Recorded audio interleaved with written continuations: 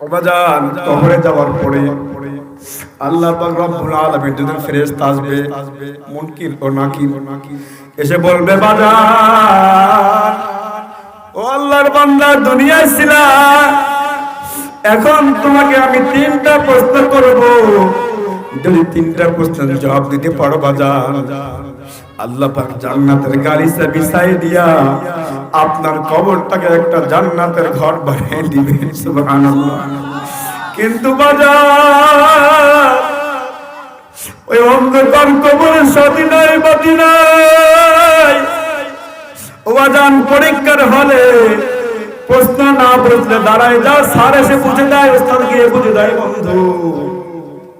কিন্তু অন্ধকার কবরের সাথীও নাই, বাতিও নাই, মাটির বিছানায় ছোট্ট একখানা ঘরে শোয়াইয়া বাজান মুনকির আর নাকির যখন জিজ্ঞাসা করবে মান রব্বুকা, ও বাজান যদি আমি নামাজ পড়ে থাকি, পর্দা করে থাকি বাজান, তাহলে কি সহজে বলতে পারবো রব্বি আল্লাহ। দ্বিতীয় বলবে আমার দিনুকা, তোমার দিন কি। ও বাজান যদি আমি নেক আমল করে থাকি, তখন অবশ্যই বলতে পারবো দ্বীন আল ইসলাম। তৃতীয় নামের প্রশ্ন যখন বলবে আমার নবিয়ুকা, তোমার নবীকে, যদি আমি আমল সালেহ করে থাকি তাহলে বলতে পারবো নবী ইয়া রাসূলুল্লাহ। কিন্তু বাজান এই তিনটা প্রশ্নের পরে যদি আমি জবাব দিতে না পারি বাজান, কারো কোনো সহযোগিতা নেওয়ার কোনো বুদ্ধি নাই, ওখানে তোমার স্যারও থাকবে না, হুজুরও থাকবে না, মাও থাকবে না, বাবাও থাকবে না। তিনটা প্রশ্নের উত্তর যদি আমি দিতে না পারি বন্ধু, সঙ্গে সঙ্গে আল্লাহ বলবে ওরে কবর দুই পাশের মানে এটাকে একটু চাপা দাও। ও বন্ধু চাপা দেওয়ার সঙ্গে সঙ্গে পাঁজরের হাড় গুলো এক পাঁজর অপরের মধ্যে ঢুকিয়া যাইবে। ও বন্ধু ওই সময় কিন্তু তোমার আর আমার জন্য আর কোনো সুপারিশকারী থাকবে না। ডাক্তারদের থিওরি হলো মানুষের গোটা শরীরটা রক্ত সঞ্চালিত হয় হার্টের মাধ্যমে, হাতটা টিক টিক টিক টিক করতেই থাকে, সেকেন্ডে প্রতি সেকেন্ডে একবার সে লড়তে আছে, লড়তে আছে, লড়তেই আছে। পুরা শরীরে এর মাধ্যমে রক্ত চলাচল করতেছে, কিন্তু এই হাতটা কার সাহায্যে চলতেছে, কিভাবে চলতেছে ডাক্তাররা এটা আর বলতে পারে না। সরমনাই পীর সাহেব হুজুর রেজাউল করিম সাহেব দামাত বারকাতুহু উনি বলেন যে এটা শুধুমাত্র আল্লাহর হুকুমেই চলে, বলেন সুবহানাল্লাহ।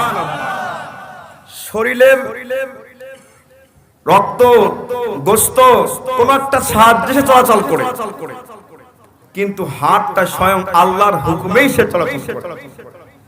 সম্মানিত হাজিরিন, আল্লাহ রাব্বুল আলামিন আমাকে হাত দিয়েছেন, হাত, কান দিয়েছেন, চক্ষু দিয়েছেন, নাক দিয়েছেন, নাসিকা শক্তি আল্লাহ পাক দিয়েছেন, জায়কা শক্তি আল্লাহ পাক দিয়েছেন, দিমাগ মস্তিষ্ক আল্লাহ পাক দিয়েছেন, কলব হৃদপিণ্ড আল্লাহ পাক আমাকে দান করেছেন।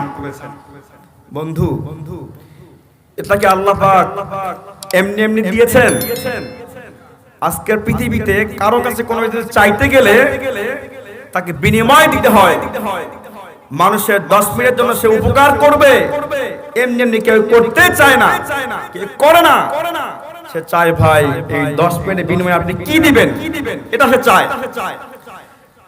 কিন্তু আল্লাহ রাব্বুল আলামিন নিঃস্বার্থ তার বান্দাকে মহব্বত করে এত সুন্দর একটা দেহ আল্লাহ রাব্বুল আলামিন দান করলেন,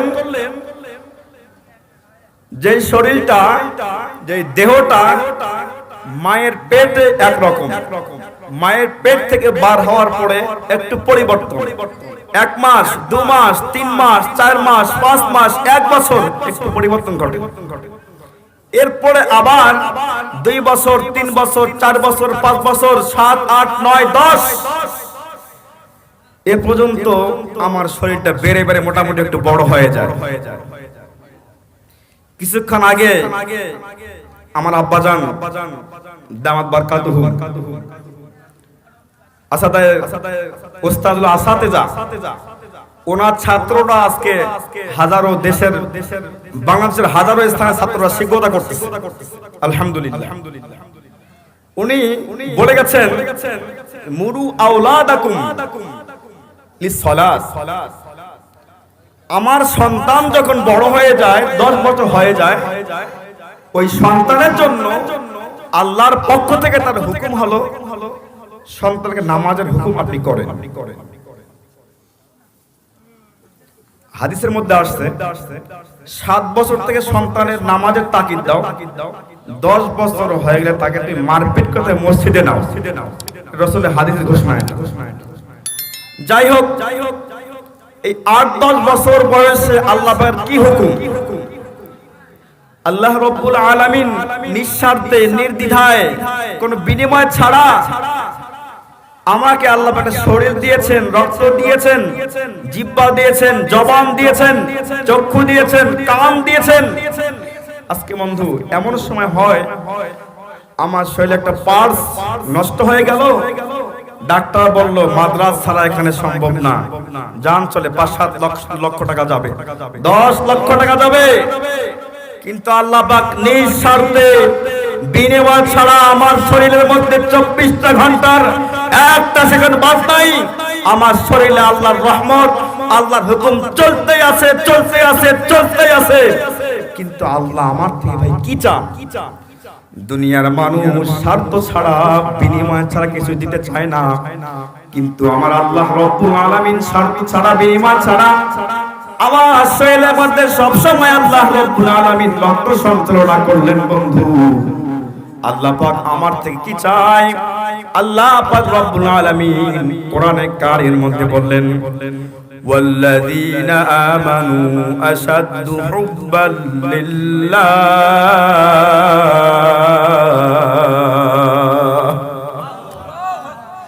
দুনিয়ার মুসলমান ইমানদার আমার আল্লাহ রব্বুল আলামিন মানুষকে না জানিয়ে আল্লাহর পছন্দ চিত্তে আল্লাহর যেমন মন চেয়েছেন, আল্লাহর ইচ্ছা যেমন চেয়েছেন, আল্লাহ পাক নিজ স্বার্থে নিজ জবান দিয়ে তিনি বলেছেন আমি আল্লাহ রব্বুল আলামিনকে ইমানদার লোকেরা সব চাইতে মহব্বত করে চিৎকার করে বলি সুবহানাল্লাহ। ঈমানের পাওয়ার আমার ভিতরে আছে, আপনার ভিতরে আছে। বিদায় আজকে এই শীতকে উপেক্ষা করে লেপের উষনকে ছেড়ে দিয়ে, লেপের গরমকে ছেড়ে দিয়ে, আরামের বিছানা ছেড়ে দিয়ে বন্ধু আজকে আমরা আল্লাহর হুকুমে আল্লাহ পাকের দেওয়া শক্তিতে পা দিয়ে হেঁটে হেঁটে হেঁটে আজকে এই খন্দকার পাড়া মাহফিল আসতে পেরেছি। চিৎকার করে বলি একটু সুবহানাল্লাহ। দুনিয়ার মুসলমান ইমানদার আল্লাহর গোলাম আল্লাহ রাব্বুল আলামিন বলেছেন ইমানদার বান্দার বান্দিরা আমি আল্লাহকে সবচাইতে বেশি মহব্বত করে। মহব্বতের পরিচয় কি? মহব্বতের নিদর্শন কি বন্ধু? একটু আমরা লক্ষ্য করে দেখতে পারি আমাদের এখানে দেখি একটু সন্তানের বাবা আছেন কয়জন? 2 হাত তুলে আল্লাহকে দেখান। সন্তানের বাবা আছেন কয়জন? হাত তুলেন। সন্তানের বাবা আছেন কয়জন? হাত তুলে দেখতে চাই। আলহামদুলিল্লাহ, হাত নামায় ফেলি। সন্তানের বাবা আছেন অনেকজন। আমার বন্ধুগণ, একটা সন্তান যখন সে মাকে জন্মগ্রহণ করে মা তার প্রসব বেদনায় জীবনটা বের হয়ে যাওয়ার মতো হয়ে যায় বন্ধু। কিন্তু ওই সময় সন্তান প্রসব হওয়ার পরে সন্তানের গলার আওয়াজ যখন মায়ের কানের মধ্যে চলে যায়, মা পৃথিবীর সব কষ্ট ভুলে গিয়ে মায়ের সম্পদটা একটু সান্ত্বনা পেয়ে যায়। বলেন সুবহানাল্লাহ। ও ভাই, ও বন্ধু, আল্লাহ পাক রব্বুল আলামিন আপনার কোলে একটা সন্তান দিয়ে আল্লাহর মহব্বত কালবার বোঝাতে চাচ্ছেন।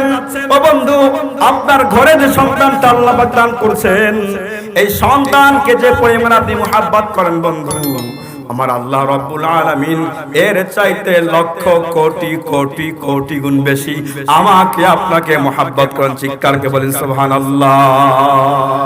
আল্লাহকে যে পাইতে চায়, বলেন না, আল্লাহকে যে পাইতে চায়, হযরতকে ভালোবেসে আরশ কুরসি লৌহ কলম না চাইতে পেয়েছে সে। চিৎকার করি মারহাবা। দুনিয়ার মুসলমান ইমানদার, আমার আল্লাহ আপনার ঘরে একটা সন্তান দিয়ে আল্লাহর মুহাব্বত কত বড় এর একটা নিদর্শন আল্লাহ আপনাকে দেখায় দিচ্ছেন বন্ধু। আল্লাহ পাক রব্বুল আলামিন বলেন, বান্দা তুমি তোমার সন্তানকে তুমি যত মুহাব্বত করো, তোমার সন্তান যখন কোনো বিপদে পড়ে যায়, তুমি তোমার হাজারো চেষ্টা করে, আপ্রাণ চেষ্টা করে, নিজের জীবনের বিনিময় হলো মা তার সন্তানকে বাঁচাবার চেষ্টা করে বন্ধু। কিন্তু আমার আল্লাহ রব্বুল আলামিন মা যতটুকু সন্তানকে মুহাব্বত করে, বাবা যতটুকু সন্তানকে মুহাব্বত করে, এর থেকে কোটি কোটি গুণ বেশি মুহাব্বত কে করে? জোরে বলেন, কে করে? ও দুনিয়ার মুসলমান ইমানদার, আল্লাহ পাক আমাকে মুহাব্বত করে, আমাকে পছন্দ করে, আমাকে ভালোবেসে আল্লাহ পাক রব্বুল আলামিন এই পৃথিবীর মধ্যে আল্লাহ রব্বুল আলামিন প্রায় 18,000 মাখলুকাত, এর থেকে কম বেশি আল্লাহ পাক সৃষ্টি করেছেন বন্ধু। কত হাজার? কম বেশি 18,000 মাখলুকাতকে আল্লাহ পাক সৃষ্টি করেছেন। 18,000 মাখলুকাতের মধ্যে আল্লাহ রব্বুল আলামিন আল্লাহর গোলামি করার জন্য, আল্লাহর দাসত্ব করার জন্য মাত্র 2 শ্রেণীর মাখলুককে আল্লাহ পছন্দ করেছেন। চিৎকার কে বলি সুবহানাল্লাহ। 2 শ্রেণীর মানুষ কারা? 2 শ্রেণীর মাখলুক কারা? এক শ্রেণীর মাখলুক হলেন আল্লাহ পাক বলেছেন, ওয়ামা খালাকতুল জিন্না ওয়াল ইনসা ইল্লা লিয়াবুদুন। দুনিয়ার মুসলমান ইমানদার 18,000 মাখলুকাতের মধ্য থেকে আল্লাহ পাক রব্বুল আলামিন আল্লাহর গোলামি করার জন্য আল্লাহ পাক মাত্র 2 শ্রেণীর মাখলুককে পছন্দ করেছেন। এক শ্রেণীর মাখলুক হলো জিন, আর দ্বিতীয় শ্রেণীর মাখলুক হলো ইনসান। শিক্ষার দিবস সুবহানাল্লাহ। ও দুনিয়ার মুসলমান ইমানদার, আল্লাহ রাব্বুল আলামিন জিন আর ইনসানকে সৃষ্টি করেছেন আল্লাহর গোলামির জন্য।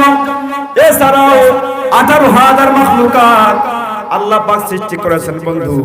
18,000 মাখলুকাতের মধ্য থেকে মাত্র 2 শ্রেণীকে মাইনাস করেন, বাকি থাকে হলো 17,998টা। কত থাকে? 17,998টা মাখলুককে আমার আল্লাহ রব্বুল আলামিন সৃষ্টি করেছেন। এই মাখলুকগুলোকে আল্লাহ আল্লাহর কাজে লাগাবেন এই কথা আল্লাহ বলেন নাই। এই মাখলুকগুলোকে আল্লাহ পাক রব্বুল আলামিন মানুষের খেদমতে দিয়ে দিয়েছেন বন্ধু। দেখেন তো একটু খেয়াল করে, একজন মানুষ নিজে কম খাইয়া অপরকে বেশি খাওয়ায় কখন? একটা শিক্ষার বন্ধ, কখন খাওয়ায়? নিজে কম খায়, অপরকে বেশি খাওয়ায়।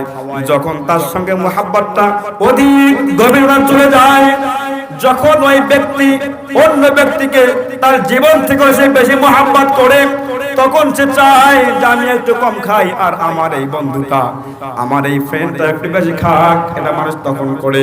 ও বাজান, আল্লাহ রব্বুল আলামিন নিজের জন্য মাত্র রেখেছেন 2টা মাখলুককে, আর এই 2টা মাখলুকের জন্য আল্লাহ পাক 17,998টা মাখলুককে রেখে দিয়েছেন। চিৎকার করে সুবহানাল্লাহ। আল্লাহর রহমতের দয়া কিভাবে বলবো, আল্লাহর রহমতের কথা কিভাবে বলবো ভাই, ভাষা খুঁজে পাই না। আল্লাহ পাক যে কত ইহসান করেছেন, কত মুহাব্বত করেছেন বন্ধু।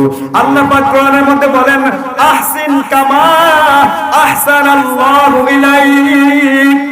ও দুনিয়ার মুসলমান, দুনিয়ার মাখলুকদের প্রতি তুমি এমন ভাবে ইহসান করো, তার সঙ্গে তুমি সৎ ব্যবহার করো যেমন নাকি ইহসান করেছেন আল্লাহ পাক তোমার সঙ্গে। চিৎকার করে বলি সুবহানাল্লাহ।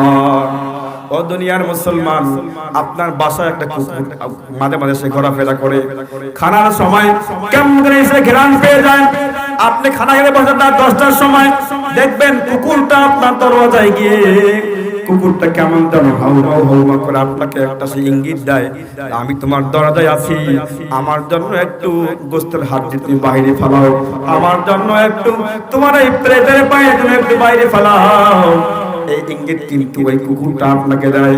আপনি যখন পাইটা যখন বার করে ফেলায় দেন, ওই কুকুরটা আপনার দিকে শ্রদ্ধার দৃষ্টিতে, আপনি তার মনিব, আপনি তার মালিক, এমন ভাবে সে আপনাদের মাথা নত করে দাঁড়ায় বন্ধু, লেজটা লড়া কাজে বলে, মালিক আপনার তো আমি খাই ঠিকই, কিন্তু আপনার তো আমি গুণগান গাইতে পারি না। একটা কুকুর মালিক ছিল বন্ধু, কিন্তু এই মানুষকে আল্লাহ পাক এত মহব্বত করে সৃষ্টি করলেন, আল্লাহ পাক এতগুলো তাকে নিয়ামত দান করলেন বন্ধু। এতগুলো নিয়ামত দেওয়ার পরেও মানুষ যখন ফজরের সময় আযান শুনে, আসসালাতু খায়রুম মিনান নাওম,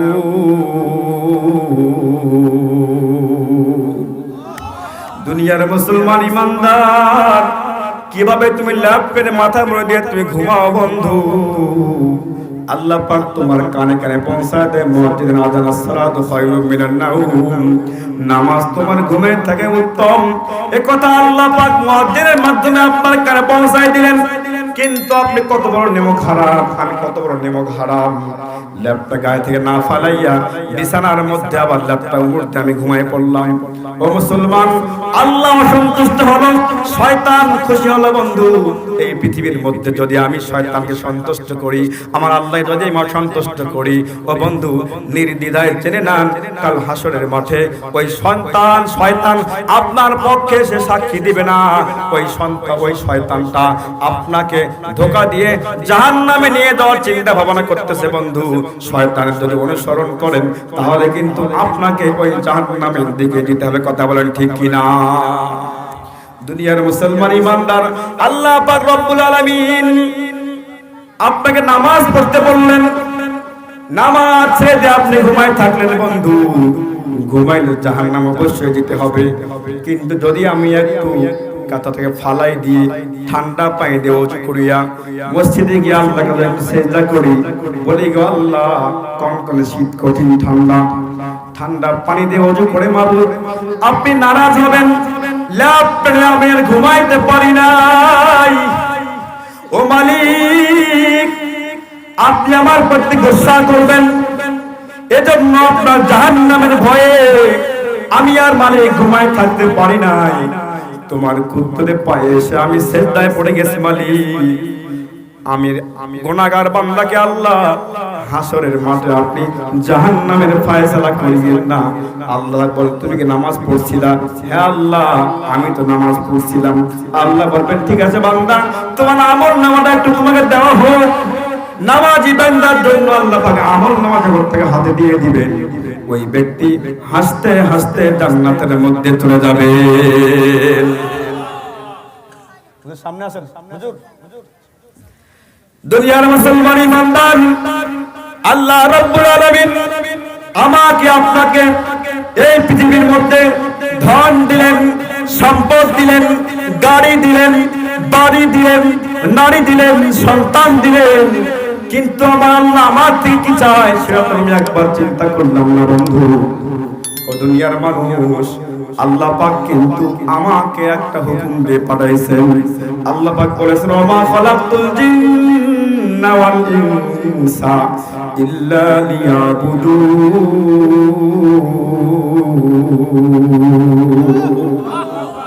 দুনিয়ার মুসলমান, আমি আল্লাহ তোমাদেরকে এতগুলো নিয়ামত দিয়েছি, তোমার থেকে আমি তোমার ধনও চাই না, তোমার সম্পদ চাই না, কিন্তু আমি আল্লাহ একটা কাজ চাই, দৈনিক তুমি আমার দরবারে পাঁচবার আসো, আর তুমি আমার কুদরতে পায়ে একটু সিজদা করো। আল্লাহ আমার খুশি হয়ে যান। চিৎকারকে বলে সুবহানাল্লাহ। একটু হাত তুলে দেখাই তো, আমরা কে কে আল্লাহকে সন্তুষ্ট করতে চাই? নারায়ে তাকবীর। একটু হাত তুলে আল্লাহকে দেখাই, দোয়া তুলে আল্লাহকে দেখাই, কে কে তৈরি আছি আজ থেকে 5 ওয়াক্ত নামাজ পড়ে আল্লাহকে আমরা সন্তুষ্ট করব? নারায়ে তাকবীর, নারায়ে তাকবীর। দিন ইসলাম, আল কোরআনের আলো, আল হাদিসের আলো। মুসলমান ইমানদার, আপনাদের সামনে আমি এক আয়াত কারিমা তেলাওয়াত করেছিলাম বন্ধু। কোরআন কারীমের মধ্যে আল্লাহ রাব্বুল আলামিন তার রাসূলকে লক্ষ্য করে বলেন, কুল ইন কুনতুম তুহিব্বুনাল্লাহ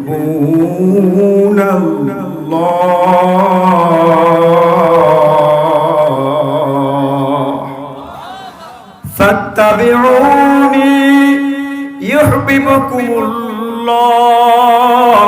ওয়া ইয়াগফির লাকুম যুনুবাকুম ওয়াল্লাহু গফুরুর রহিম।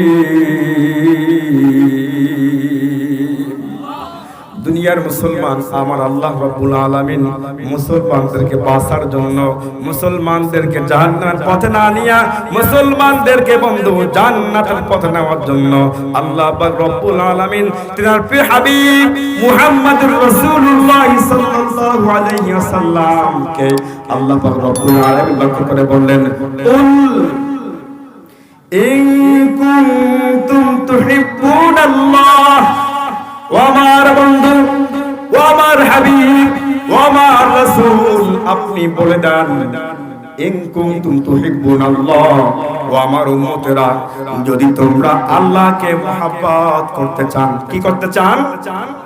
কাকে? আল্লাহকে।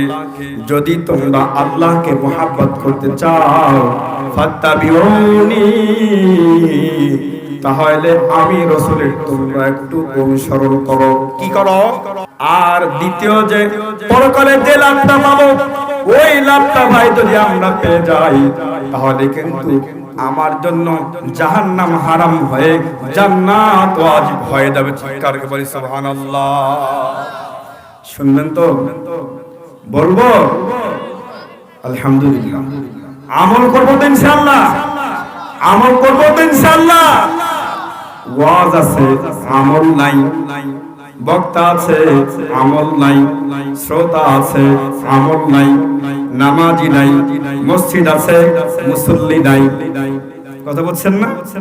এজন্য ভাই যা শুনি আমল করবো তো ইনশাআল্লাহ। আল্লাহ পাক রব্বুল আলামিন বলেন, ইউহিব্বুকুমুল্লাহ।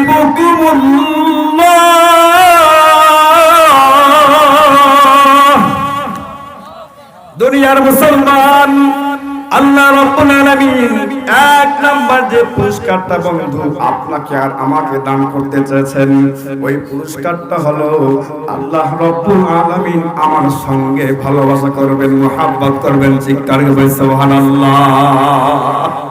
আল্লাহু আকবার। দুনিয়া যদি আমরা আল্লাহরকে মুহাব্বত পেয়ে যাই, ওই মানুষের জন্য দুনিয়ার জমিন থেকে কবরে যাওয়া পর্যন্ত, কবর থেকে নিয়ে হাসর পর্যন্ত, হাসর থেকে নিয়ে পুলসিরাত পর্যন্ত, পুলসিরাত পার হয়ে জান্নাত যাওয়া পর্যন্ত আর কোন প্রতিবন্ধক থাকতে পারে? দুনিয়ার মুসলমান ইমানদার এক নাম্বার পুরস্কারটা হলো আল্লাহ পাক আপনাকে আমাকে মহব্বত করবেন। এই পুরস্কার যদি আমি পেয়ে যাই বন্ধু, আসমান জমিনের মধ্যে যতগুলো মাখলুক আছে, এই মাখলুকগুলোর মধ্য থেকে ওই মানুষটা আল্লাহর নিকটবর্তী হয়ে যায়। চিৎকার করে বলি সুবহানাল্লাহ। আল কোরআনের ডাক এসেছে, বলেন আল কোরআনের ডাক এসেছে, ছুটে আয় সকলে মিলে, আয় রে নবী আয় রে প্রবীর, ছুটে পতাকা তলে, আয় রে নবী আয় রে প্রবীর, ছুটে পতাকা তলে। চিৎকার করে বলি মারহাবা। কোরআন মোদের পথের পাথে, কোরআন মোদের আশা, ঠিক না? রাসূল মোদের পথের দিশারি, রাসূল ভালোবাসা, ঠিক না?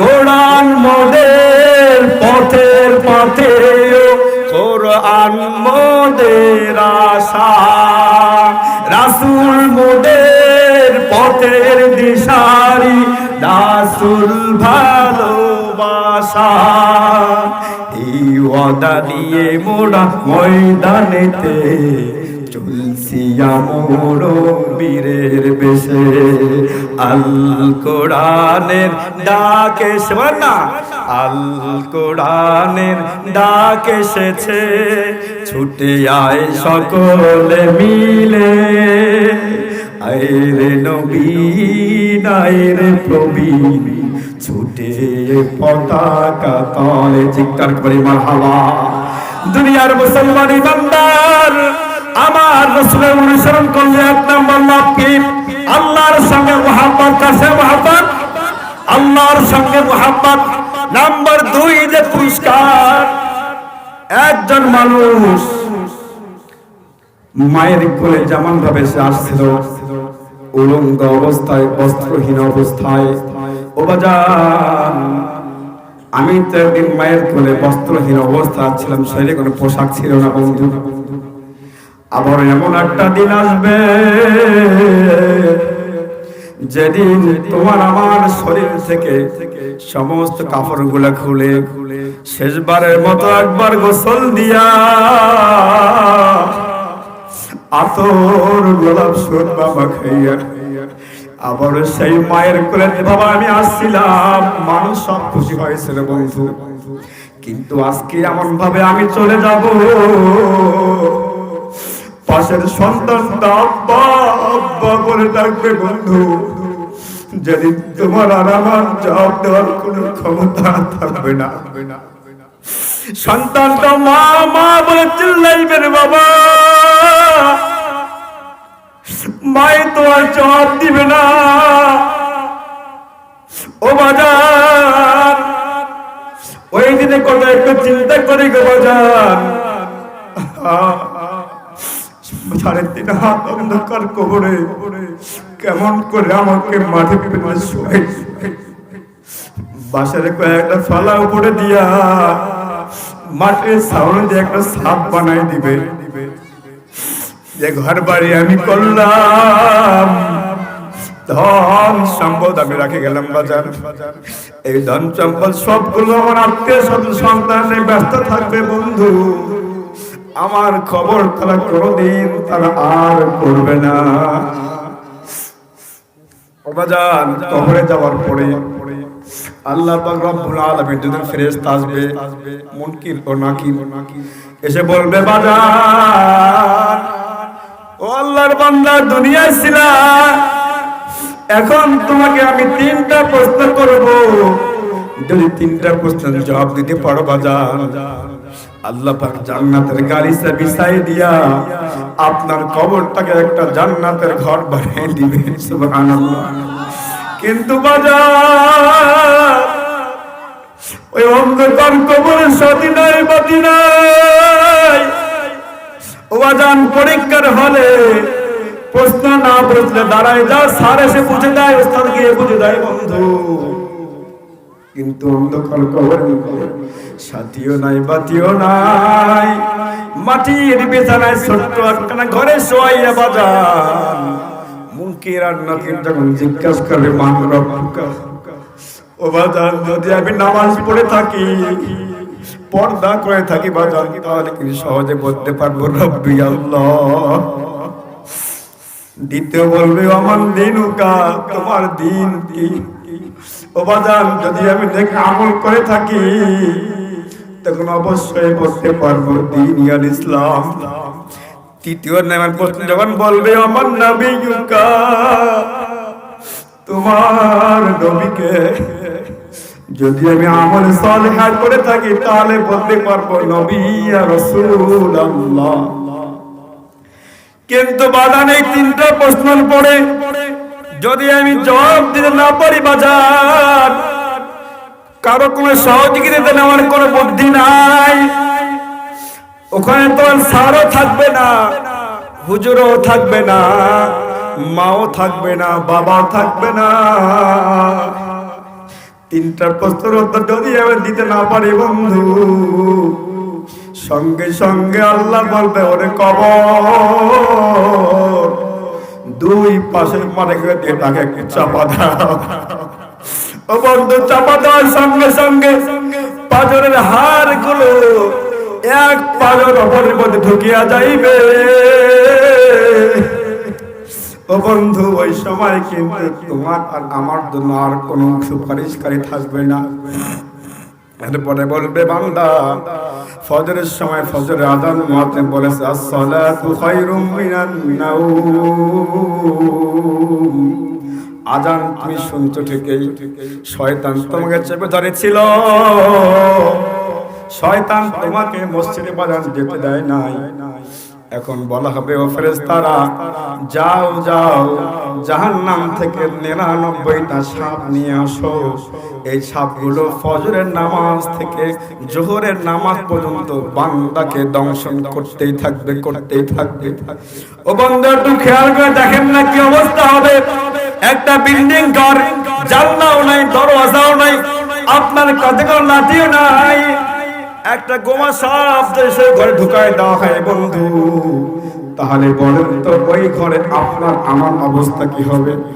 ওখানে কবরে একটা নয়, দুইটা নয়, 99টা সাপ আল্লাহ জাহান্নামকে পাঠিয়ে দিবে।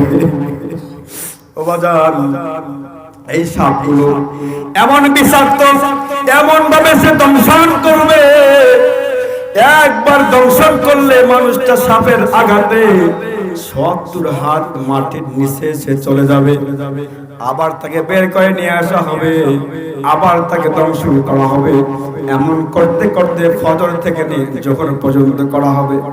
এবার আছেন বন্ধ জোহরের সময় মুয়াজ্জিন বলেছে হাইয়া আলাস সালাহ, ও বাজান আসো নামাজের দিকে, হাইয়া আলাল ফালাহ, আসো কল্যাণের দিকে।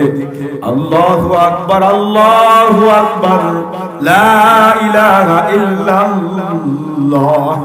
ও দুনিয়ার মুসলমান, আল্লাহই সবচেয়ে বড়, আল্লাহই সবচেয়ে বড়, আল্লাহ ছাড়া আর কোনো মাবুদ নেই। সুতরাং কল্যাণের দিকে আসো। জোহরের সময় আমি হেলা করে মসজিদে আসলাম না, নামাজ 4 রাকাত তো আমি পড়লাম না বন্ধু। জোহরের সময় থেকে একটা আবার সাপগুলো পরিবর্তন হবে, আবার 99টা সাপ চলে আসবে। 99টা সাপ আপনাকে আবার দংশন করতে থাকবে আসরের নামাজ পর্যন্ত। আসরের সময় হয়ে যাবে, ওরা আবার চলে যাবে। মাগরিব পর্যন্ত অন্য দল দংশন করবে, মাগরিব থেকে এশা পর্যন্ত অন্য দল দংশন করবে, এশার নামাজ থেকে ফজরের নামাজ পর্যন্ত আবার অন্য দল দংশন করবে। ও বাদান একটু খেয়াল করেন, ওই কবরের মধ্যে ওই সাপগুলোর দংশন কি আপনার আমার জন্য এক মুহূর্ত সহ্য করার শক্তি কারো আছে? নাই বন্ধু। এখন আসেন, এই বিপদ থেকে যদি আমাকে বাঁচতে হয়, যদি আমি বাঁচতে পারি, বাঁচতে চাই, তাহলে আমার জন্য কি কর্তব্য? এই কর্তব্যটা হলো আমি নিজেই আলেম হব। কি হব? নিজে আলেম হব। আমার রাসূল বলেছেন কুন আলিমান আও মুতাআল্লিমান আও মুহিব্বান আও মুস্তামিআন ওয়ালা তাকুন খামিসা। ও দুনিয়ার উম্মতেরা রে, তোমরা 1 নম্বরে আলেম হও। যদি তোমরা আলেম হইতে না পারো, আলেমের ছাত্র হও। যদি তোমরা আলেমের ছাত্র হইতে না পারো, আলেমের মাতা পিতা হও। যদি তোমরা আলেমের মাতা পিতা হইতে না পারো, কমপক্ষে আলেমকে মহব্বত করি হও, আলেমের সঙ্গে মহব্বত রাখো। ওয়ালা তাকুন খামিসা ফাতুলিক। যদি তোমরা 5 নম্বরে হয় না, যদি 5 নম্বর হয়ে যাও, তাহলে কিন্তু তোমার জন্য ধ্বংস অনিবার্য। ও দুনিয়ার মুসলমান ইমানদার আল্লাহর গোলাম, আপনাদের সামনে হাদিসে পাক থেকে যেটা তেলাওয়াত করেছিলাম, আল ইলমু ফিস সিগারি কান নাকশি ফিল হাজারি।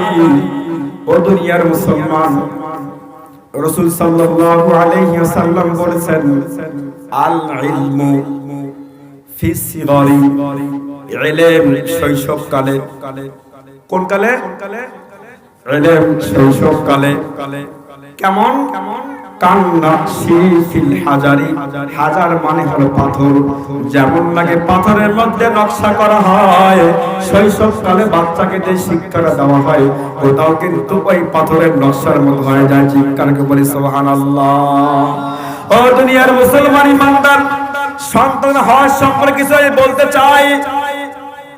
সন্তানের হক, একদিন এক লোক খলিফাতুল মুসলিমিন হযরত ওমরের কাছে একটা বিচার নিয়ে এসে চলে গেল। বলতেছে, খলিফাতুল মুসলিমিন হযরত ওমর, আমি আপনার কাছে একটা অভিযোগ নিয়ে আসলাম। খলিফাতুল মুসলিমিন হযরত ওমর বলেন, আপনার সেই অভিযোগটা কি? ওই ব্যক্তি বলল, আমার সন্তান আমার কথা শুনে না। কি বলেছেন? আমার সন্তান আমার কথা শোনে না। এবার খলিফাতুল মুসলিমিন বিচারের কাঠগড়ায়, বিচারের আসনে তিনি বসে বললেন, কি বাবার সন্তান, তোমার বাবা তোমার সম্পর্কে যে অভিযোগ পেশ করলো, এই কথা কি সত্যি? সন্তান বলে, যেহেতু সত্যি, তাহলে তুমি তোমার পিতার কথা কেন তুমি শোনো না? এরপরে সন্তান বললেন, খলিফাতুল মুসলিমিন, আমিরুল মুমিনিন, শুধুমাত্র কি সন্তানের জন্য পিতামাতারই হক আছে, কিন্তু পিতামাতার জন্য সন্তান উপরে কি কোনো হক নাই? বললেন, অবশ্যই আছে। এবার খলিফাতুল মুসলিমিন নিজেই তিনি তিনটা হক বর্ণনা করেছেন। কয়টা? তিনটা হক বর্ণনা করেছেন। এক নাম্বার বলেছেন, একটা সন্তান যখন হয়, ওই সন্তানটার একটা হক হলো ওই সন্তানকে ভালো একটা আদর্শ মা উপহার দেওয়া। কি উপহার দেওয়া? আদর্শ মা উপহার দেওয়া। এরপরে খলিফাতুল মুসলিমিন বলেন, দ্বিতীয় নাম্বার সন্তানের যে হক, ওই সন্তানের হকটা হলো বন্ধু, সন্তানের ভালো একটা নাম রাখা। কি করা? ভালো একটা নাম রাখা। এরপরে খলিফাতুল মুসলিমিন বলেছেন, ওই সন্তানকে কোরআনে কারিমের শিক্ষা দেওয়া। শিক্ষার বলি সুবহানাল্লাহ। ভাই কটা বললাম? তিনটা। এবার আসুন, ভালো মা কিভাবে আমরা পাবো? কোথায় গেলে পাবো বন্ধু? আজকে তো সন্তানের মা গার্জিয়ানরা খোঁজে না, সন্তানের বাবা বিবাহের আগে সন্তানের মাকে খুঁজে নেয়। কথা বলেন ঠিক কিনা? রাস্তাঘাটে যখন সে চলে, সে চয়েস করতে থাকে কোনটাকে সন্তানের মা বানানো যায়। 16 বছর বয়স থেকে শুরু করে নিয়া 25 বছর পর্যন্ত সে খুঁজতে থাকে, আমার সন্তানের মা কোনটাকে বানানো যায়। এখন থেকে টার্গেট। আচ্ছা বলুন তো, এখন থেকে যদি সে টার্গেট করে এবং যদি কোনো এক সময় ওই মেয়েটার সাথে বিবাহ করে, বলুন তো ভাই, ওই লোকের ঘরে যে সন্তানটা জন্ম নেবে, ওটা কি ওই বাবার মতো হবে নাকি তার থেকে ভিন্ন হবে? কি হবে? বৃক্ষ তোমার নাম কি? বলে তার পরিচয়। আমার সন্তান কেমন হবে, এটা তো আমি নিজের সাক্ষী। আমি কেমন ছিলাম, আমার স্ত্রী তেমনটাই হবে। আল খাবিসাতু লিল খাবিসিনা ওয়াল খাবিসাতু লিল খাবিসাত ওয়াত তাইয়িবুনা লিত তাইয়িবাতি ওয়াত তাইয়িবাতু লিত তাইয়িবাত। চিৎকার করে বলি একটু আল্লাহু আকবার। দুনিয়ার মুসলমান ভালোর জন্য ভালো